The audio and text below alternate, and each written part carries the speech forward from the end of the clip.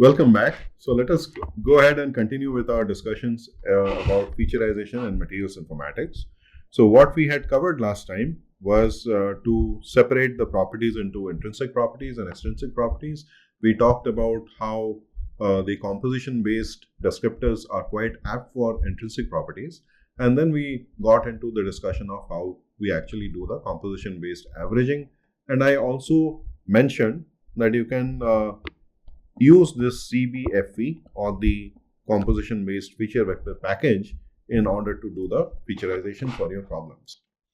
Now, we also talked about how this, when you are using this composition based feature vector type of package, there will be the need for choosing the right type of featurizer. So let us now get into the different types of featurizers, especially the ones which are available within the package, and talk a little bit about them. Now, before we actually start it, I just want to make it clear that I am by no means I'm suggesting that CBFE is the only package to use. One can actually very easily create your own feature vector by choosing the right features and doing a composition averaging. In fact, we do the same thing many times in our own research as well.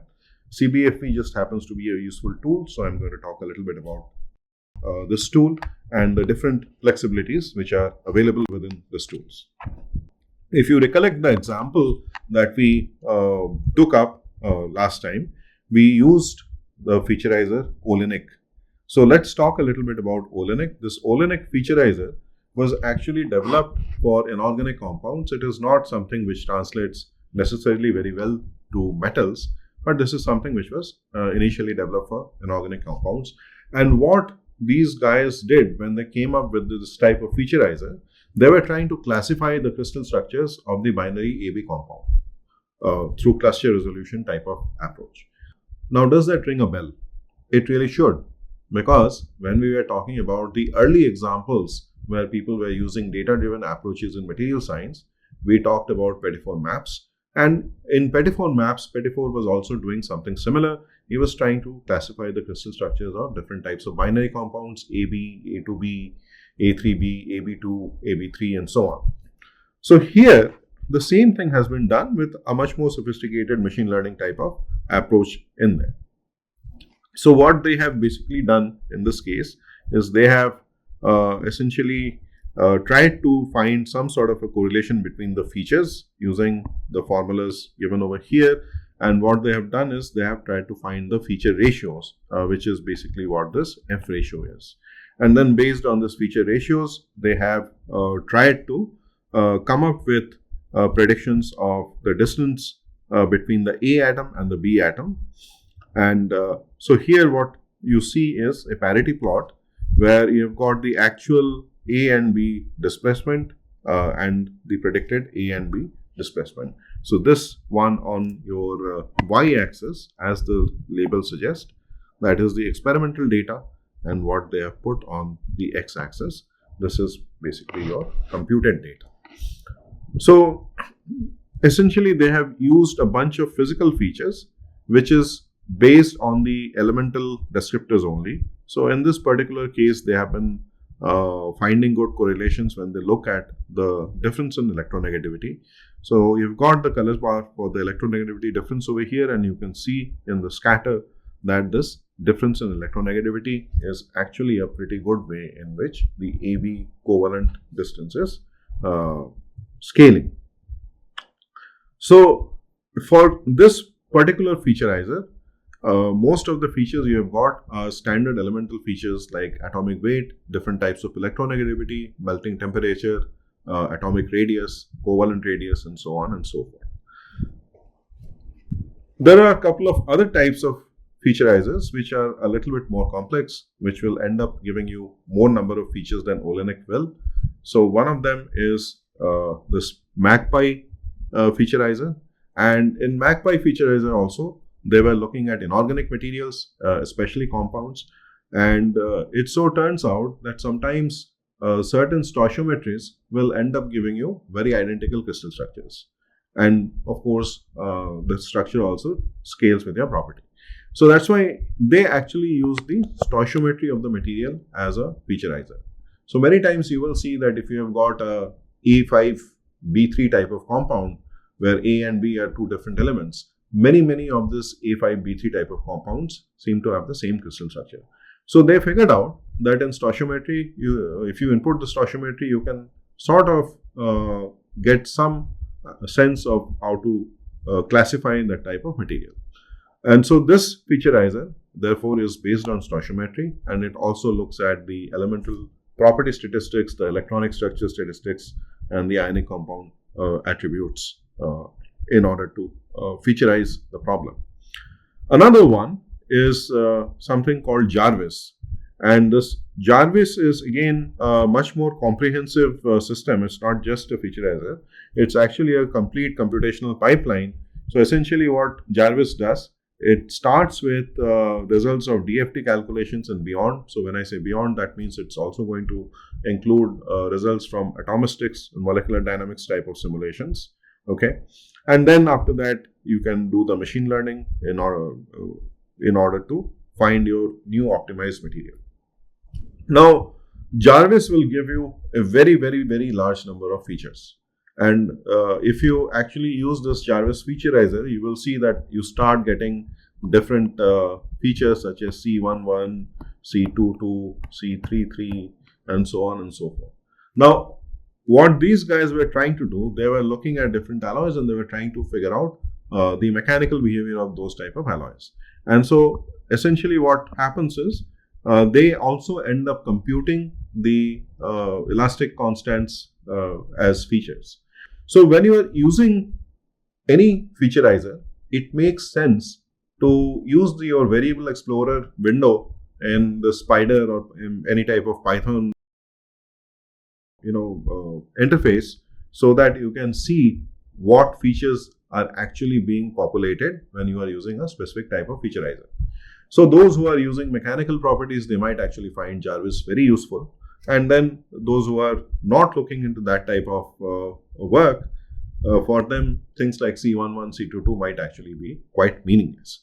So by all means, please do explore the features being computed by your featurizer before you decide to use them. Another one I want to bring up is mat2vec, and the reason I'm bringing this up is this is a completely different type of featurizer scheme, and this is using something called NLP or natural language processing.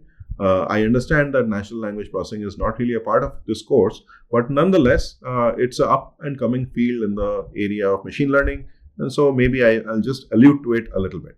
So essentially what happens with natural language processing is it takes an approach which is very similar to that of ChatGPT, and it allows you to do some text mining and into the research literature.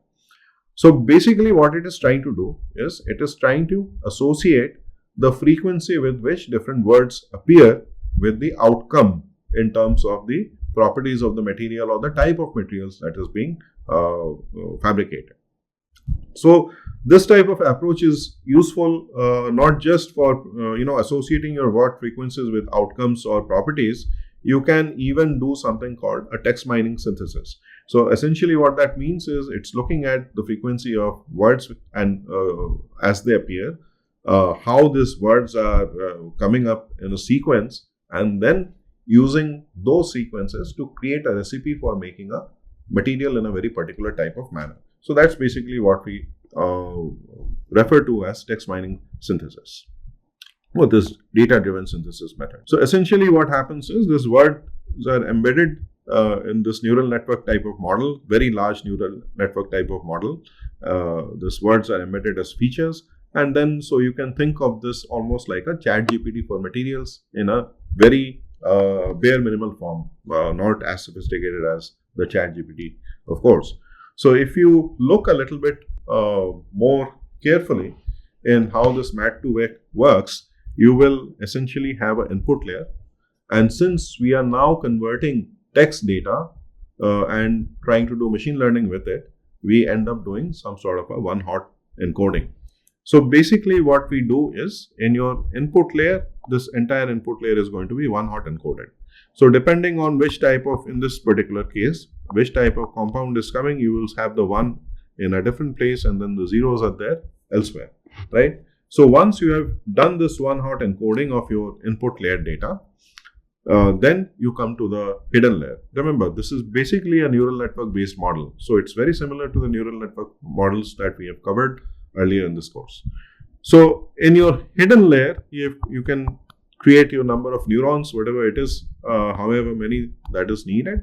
And then in this particular case, your output layer happens to be a softmax layer.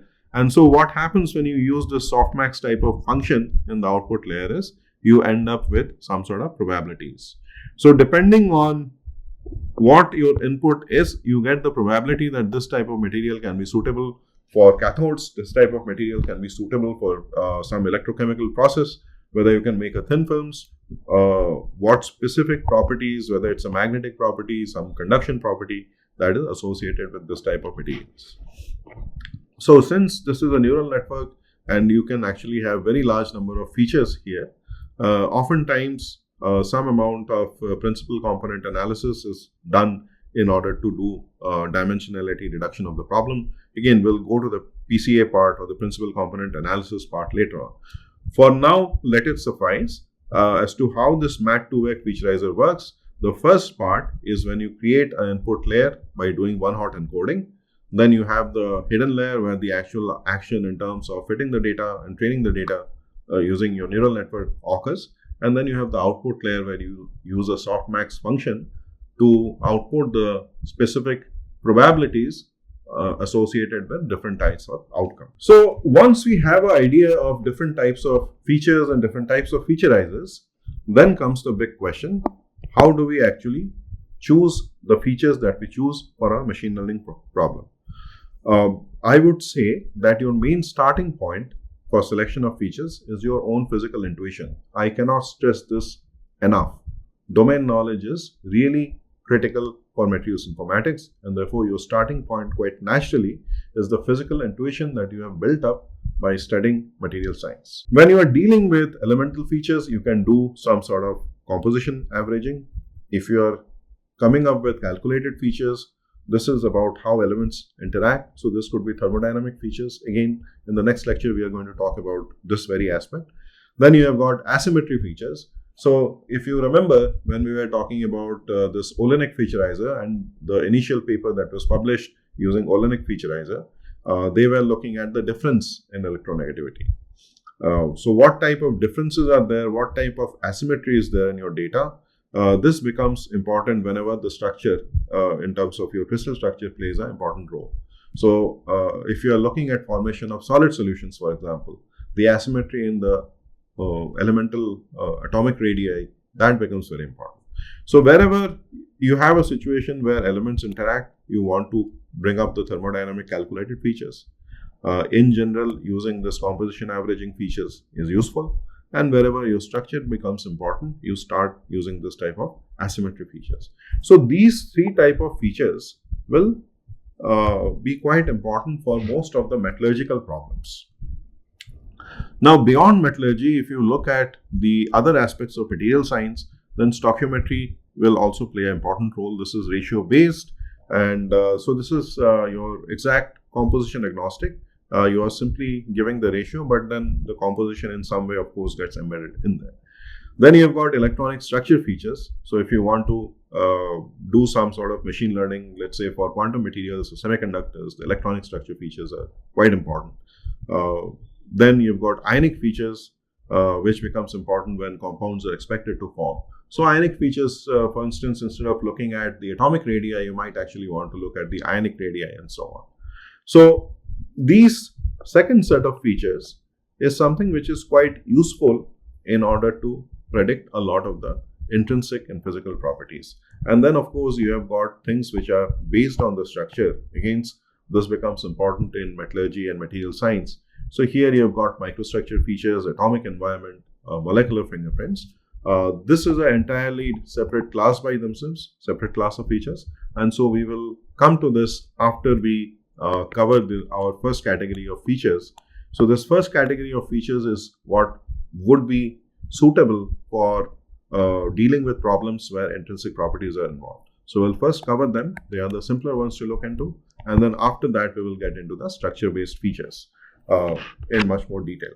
But nonetheless, before proceeding, I will still want to give you a feel for why the structure-based features are important, what type of complexities can actually arise. So it turns out that if you look at the structure of materials at different length scales, there are different ways in which you will want to define the structures. So at the lowest length scales, at the sizes of electrons, people use density functional theory type of calculations in order to generate this type of features. As you go up the length scale, you can come into molecular dynamics, you can come into discrete dislocation dynamics, you can come into phase field modeling, crystal plasticity, and then usually for component level, you use things like FEM. So materials happen to be inherently hierarchical in nature, meaning that you actually have a very well-defined hierarchy of structures. So you have got your component length scale, and beyond that you've got the microstructure length scale, the crystal structure, the atomic structure, and then the electronic structure. So materials are inherently hierarchical in nature. That is something you have to keep in mind. And so when you are trying to do the property prediction, you have to appreciate and figure out which property is predicted in which region of this hierarchy of structures. And so when you want to take up structural features, you have to understand from which part of the hierarchy you will actually do the featurization.